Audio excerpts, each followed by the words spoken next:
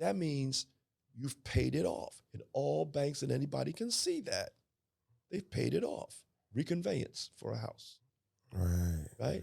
So now, if you have a corporation, one corporation here, another corporation here, and they both your corporations, right?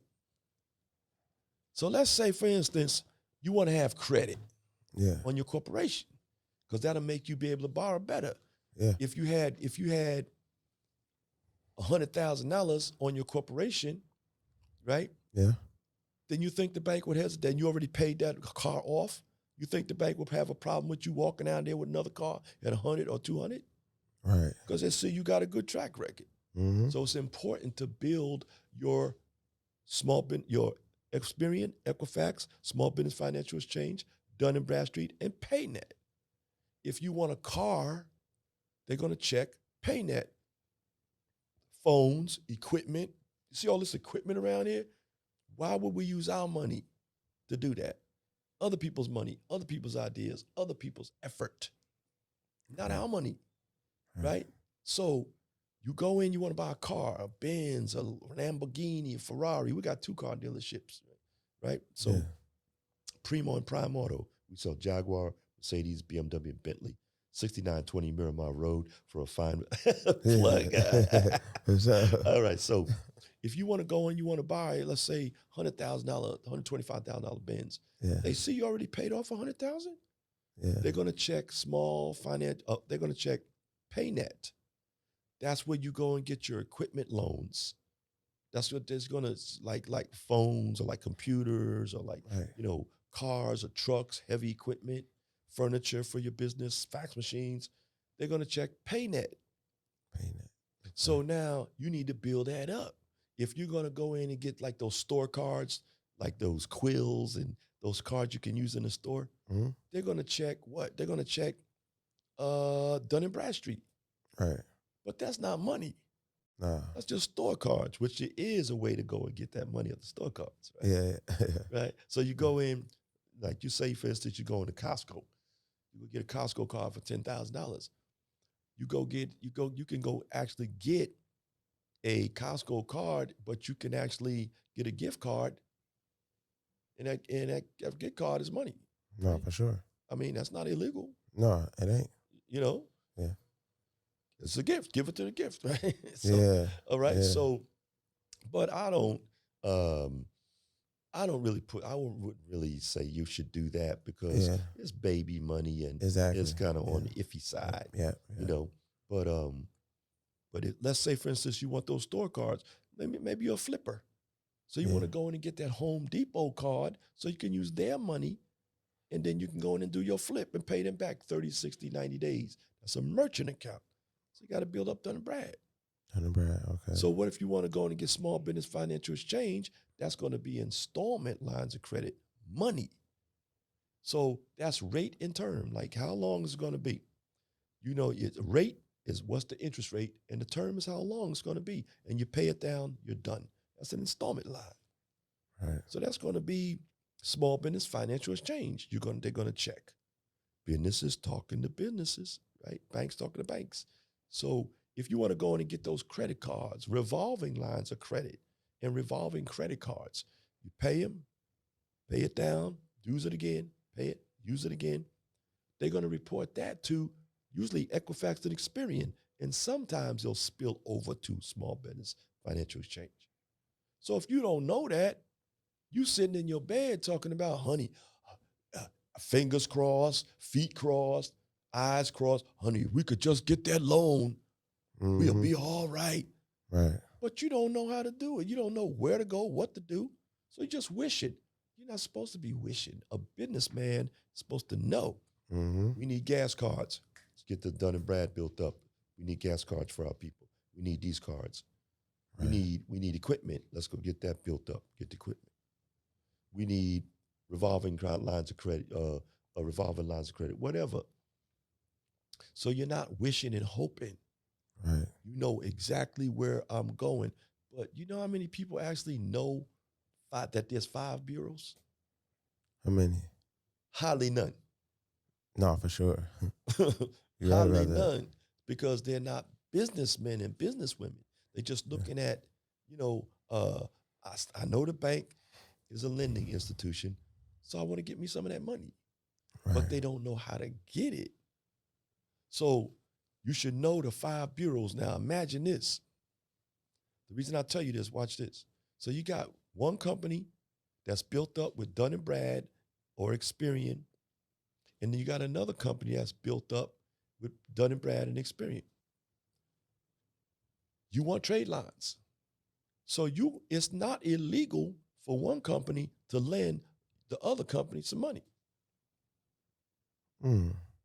And then you can go and write it out and say, this is a note. You owe me to that company. And the other company, you owe me too. Right? Right. And then you go file that down in this, just like the bank does, in the county assessor's office as a loan, and file UCC1.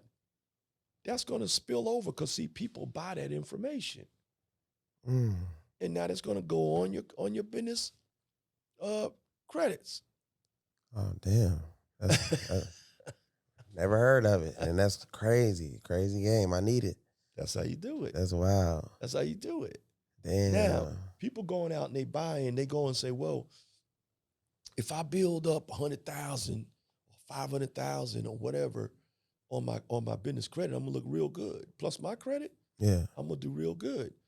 But they're going out and they're trying to do, a lot of illegal things. You don't need to do nothing illegal. Right. You can go in and you could do what they call reassignment of the debt. Remember, I said paper, you can buy paper. So if you went in and you bought somebody's paper for $100,000, I own it. I could throw it in the trash can if I want to. I own it. I can take that same debt and say, I'm taking it from you because you're not paying it. I got it for 3 cents on the dollar. So I'm going to call you up. I'm going to say, listen, you want this debt? I will assign it to your company, $100,000, and you'll pay me this amount. Maybe you'll pay me $6,000, $8,000 for $100,000 of credit on your court. I will assign it to your company. Totally legal. Yeah. The best way is reassignment of the debt. Stay legal, stay compliant. Now they load you up. You think you're gonna have a problem walking out with that Ferrari, no money down? Right. No, you ain't gonna have no problems. Yeah. So reassignment of the debt is all about that paper. Right. Just learn how to move paper. Learn how to raise money with paper. Learn how to move money with paper.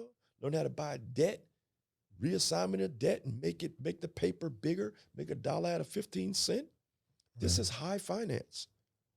But nobody's teaching us that. Yeah, that's wild. We're going to explain how to build the court. All right, better. All right. So the first thing you're going to do is, you don't want an LLC. You don't want a S corp. I mean, there's nothing wrong with those, but they have specific purposes. This is a special purpose vehicle, Right. or a special purpose entity. So if you go in with this thing, and let's say this is meant to get money, right? So everybody go in and say, oh, you know what? I got my LLC today, and hi, my name is Byron. I got my LLC and it was easy. Right. Right. Oh, I'm Janet and I got my very own LLC and it was easy. And if you don't want any money, get an LLC. Right. So guess what? We want a C corp, because look it up. Look, I didn't make this up. Right. Yeah. This is a purpose for purpose. Its purpose is to get money. That's what its purpose is for. Right. The other purpose is to have investors. The other purpose is a pass-through. The other purpose is a limited liability. Right. This is to get money. So when you go in with the C Corp, you say, they already know, oh, this person speaks Latin, because Sony's a corp, a C Corp. Everybody's big as a C Corp. C corp. Okay. So the first thing we're going to do is get the thing that's meant to get money. We get money to do business. We don't do business to get money. Mhm. So let's go in and not be a rookie. Don't be under 3 years old and don't be over 8 or 9 years old. Right. Next thing is we got the corp, get your credit tight, and now you take your corp and it's a person. So this thing right here, that is a good standing letter. So like Yeah. it's a person. So the police go in and say, are you in trouble? You give them your license. They look you up and say, oh, you ain't no warrants or nothing like that. Okay, you're in good standing. That's what this is, good Right. standing letter. Over here is what they call articles. Right. The article says this is who we are, this is what we do, and we'll abide by all the rules. This is birth certificate that are applicable to us. We'll abide by all rules. That's an articles. And remember, inside here, we have shares. They're worth nothing until you build them up and make the company have value. Yeah. Nobody cares about how much money you have. Nobody of any real stature, right? Mm-hmm. I got $10 million in the bank. So, but my company is worth $10 billion. Really? Right. That's what matters. So I don't care how much money you showing off. It doesn't matter because the bank knows, investors know, you can take 10 million, go buy a yacht tomorrow, and you broke. For sure. You broke. But if you had 10 million in your company, they know you can sell that company for 3 times the amount of its value. Or if it's a built properly, a C corp, you can sell it for 6 times the amount of its value. Or if it's a publicly traded company, which is easy to do, you can sell that for 9 times the value of the company. So that gives you more buying power and more value. So it's not how much money you have, it's how much value your company is. I own everything. No, I own nothing. Right. This is not this ain't even my jacket. Right. This Willie's jacket. This ain't my watch. This Willie watch. This Willie watch, right? Yeah. Willie owned this watch and gave Willie value. Willie said I needed a car. Willie said I need to ride up in a Rolls Royce. Right. So I went and got a Rolls Royce. Willie said, I just work for it. I'm what they call a taste, touch, feel, and smell for Willie because he can't do it. And I got 3 people on the court. You look silly with one person on the court. You walk in the bank. Little quick story, real quick one. I used to own a chain of restaurants. I sold them a bunch of real estate, home-style fish and chips in San Diego. I was so proud of my first restaurant. I used to say, go and greet the person at the door. Welcome to home-style fish and chips. Come on in. Then I run behind the counter. I was the counter guy. Hey, we got red snapper, we got pollock, we got whatever you want. We got shrimp, what do you want? Fried mushrooms, whatever you want. Then I says, now, okay, your seater will come.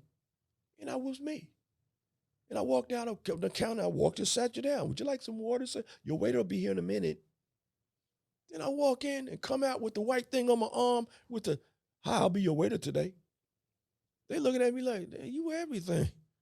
And then a woman said, true story, excuse me. Then I go help the cook. The woman said, excuse me. I said, yes. The bathroom is overflowed. I said, I'll call the maintenance man. And I walked out with my boots on. I went and I handled the toilet. That's what the bank looks at you like, with one person on your corporation. You look like a clown. So people never realize you should have 3 people on your corporation.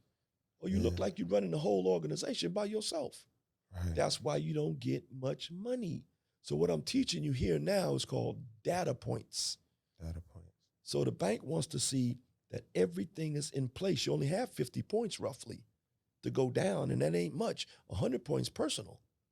50 points because they know you can wiggle out of that situation.